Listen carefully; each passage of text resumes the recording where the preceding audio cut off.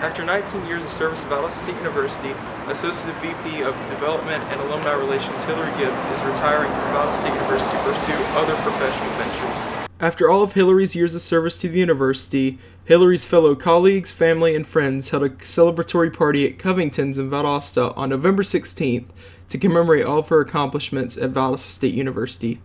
Over Hillary's long period of work to the university, Hillary made strides to make VSU the alumni-friendly university it is today, while also bringing smiles to all of her coworkers.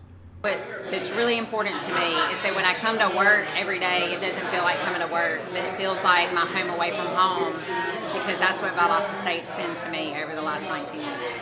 Hillary began her career at VSU as an admissions counselor before becoming the Director of Development for the Langdale College of Business Admissions for many years. She then became the Associate VP for Development and Alumni Relations, working under Vice President of the University Advancement, John Crawford. All right, I've known Hillary for 14 years. When I was hired here 14 years ago, Hillary had already been here 5 years, so we'd worked together for 14 years. Among the party guests for Hillary's party were some of her coworkers from Alumni Relations, fellow counselors from her admission counselor days, and even her first bosses when she was first hired at the university. The night was capped off by a toast from John Crawford and some parting words from Hillary, including some of her favorite memories, specifically the 2018 National Championship. It's just super fun to see the students, alumni, donors all come together in McKinney, Texas, and obviously winning helped. Tonight there have been plenty laughs, cries, and cheers from Hillary and her fellow colleagues. Plenty of people have shown up here at Covington's to celebrate her illustrious career at Valdosta State University. But tonight, one thing's for certain, this is Hillary's night. From News Valdosta, this is Miller McGhin. I'm here at the VSU complex where in just a little over a month, the VSU Blazer basketball team will look to kick off its 2021-2022 season.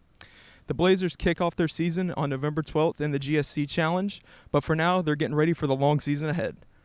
After a 2020 season stricken with the looming threat of the pandemic, VSU Blazer basketball is back in 2021 with an all-new team filled with both some familiar faces and new faces alike. Leading them is head coach Mike Helfer, who is entering his 17th season with the Blazer basketball organization. Coach Helfer has nothing less than high expectations for his team this season. Yeah, we always go into every season the same way, and that's to win the GSC. So that won't change at all, and like I always say, somebody's got to wear the bullseye. I hope it's us. Another big hurdle for many NCAA programs, such as basketball, has been the implementation of the transfer portal since 2020, with players being easily able to transfer in and out of different programs.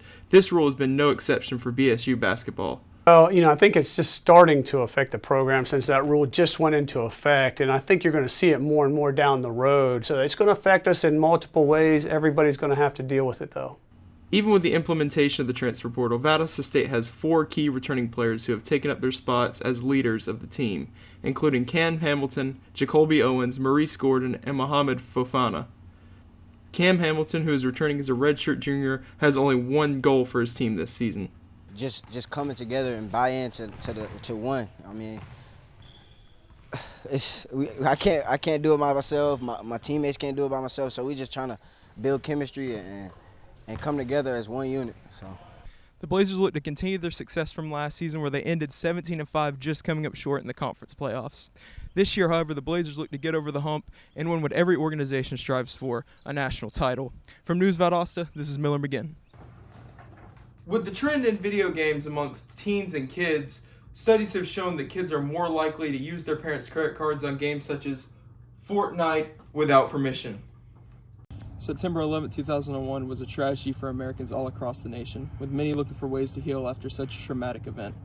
Sports played a huge way in helping Americans heal, especially in the affected area of New York, where residents would look to baseball, America's favorite pastime, to find comfort.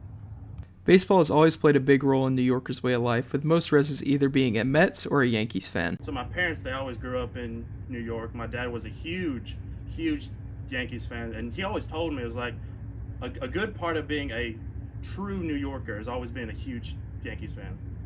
Shortly after the attacks on the World Trade Center, both New York baseball stadiums remained quiet and empty as many sports, including baseball, took a break for a while as the country mourned the loss of all those who lost their lives that September morning. September 21st marked the first game back in New York after the attacks when the Mets took on the Braves in Shea Stadium. So Braves were up 2-1 in the bottom of the 8th, and Hall of Famer catcher Mike Piazza comes up, walks up, hits a 2-run home run, and the place just erupts. 2 days later, on September 23rd, an event was held in Yankee Stadium which was known as Prayer for America, in which many representatives from different religions came together to pray over those who were lost in the attacks. The Yankees would also make a push to the World Series a month later, led by the all-time baseball star Derek Jeter, where they would take on the Arizona Diamondbacks.